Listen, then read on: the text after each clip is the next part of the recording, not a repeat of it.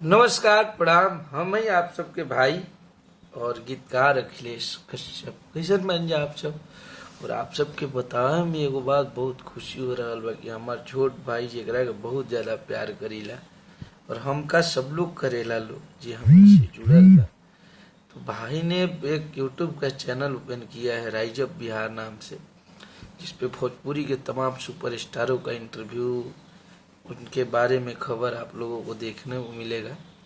और हमारी बिहार की जनता क्या चाहती है, हमारे बिहार में क्या हो रहा है, इसकी स्पष्ट जानकारी इस चैनल के माध्यम से मिलेगा। तो प्रभाकर, तुमको बहुत बहुत बधाई कि तुमने ऐसा कदम उठाया। तुम्हारा भाई तुम्हारे साथ है, सब लोग साथ हैं। मैं चाहता हूँ कि खूब मेहनत और ईमानदारी से इस चैनल को और आगे ले जाओ, खूब मेहनत करो और खूब बड़ा बनाओ इस चैनल को। तो प्लीज़ आप सब जे भी हमनी के मानेला, जे भी हमनी के जानेला, ये चैनल के प्लीज़ सब्सक्राइब कर लीजिए। ये पे हमार भी इंटरव्यू आई, साथ ही साथ भोजपुरी के समस्त सुपरस्टार की इंटरव्यू रही। हर हर महादेव, जय माता दी।